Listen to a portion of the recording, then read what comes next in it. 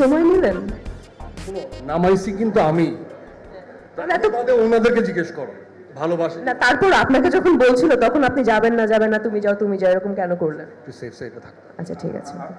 আমাকে কি তারা কেউ ভালোবাসে না? না তুমি যাও তুমি যাও তুমি যাও, আসলে কি কেউ ভালোবাসে না আমাকে? এসবে ভালোবাসে। হ্যাঁ, আমি মানে আমার এটা হয়েছে, আপনাদেরও মনে হয় হয়েছে। আমরা যখন কোনো পরীক্ষার হলে অঙ্ক করি কিংবা ম্যাথ করি, অনেক সুন্দর করে আমরা লিখি এ স্কোয়ার বি স্কোয়ার, অনেক সুন্দর করে পুরো পাতাটা ভরে রাখি।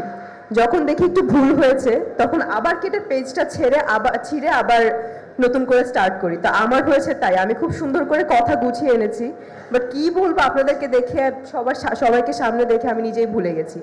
বাট এটাই বলবো, thank you so much Chorki, SBF Alfai, Sharia Shakil ভাইয়া এবং নিদান রনি ভাইয়াকে, যে আমাকে এত ভারী একটা ক্যারেক্টারে আমাকে সিলেক্ট করেছে।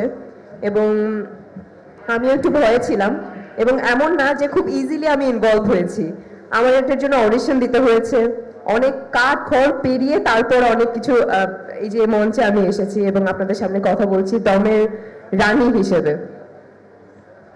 সো খুব ভালো লাগছে, এবং ফর দ্য ফার্স্ট টাইম একটু রোমান্টিক হিসেবে তাকালাম, আপনি কিছু বুঝেন না। আমার এতটুকুই রোমান্টিকতা। ফার্স্ট টাইম নিশো ভাইয়ের সাথে কাজ করছি, সুপার এক্সাইটেড, কারণ he is a very good actor. And Chanchal ভাইয়ের কথা কি বলবো, মাইন্ড আনবিলিভেবল। এর আগে কাজ করা হয়েছে, আপনি বলেন। ছোটবেলায় ফার্স্ট টাইম না, কার ছোটবেলায়? আমার ছোটবেলায়, তখন চঞ্চল ভাইয়ের বয়সও কম ছিল, এখনো কম, অসুবিধা নেই, বয়সটা রিভিল না করি। থ্যাংক ইউ সো মাচ সবাইকে, আবার অনেক অনেক ধন্যবাদ আপনাদের সবাইকে যে আমাকে সিলেক্ট করেছেন এবং এত বড় একটা দায়িত্ব দিয়েছে। আমি চেষ্টা করব না, আমি হোপফুল যে আমি আপনাদের আশা কিংবা যে আশাটা আমার উপরে রেখেছেন সেটা রাখতে পারবো, এবং আপনাদের দোয়া তো অবশ্যই লাগবে। তাছাড়া আমি একদমই আমার নতুন যে জার্নি এটা আমি শুরু করতে পারবো না। আশা করছি দোয়া করবেন এবং সেই ভরসাটা রাখবেন আমার প্রতি। Thank you so much.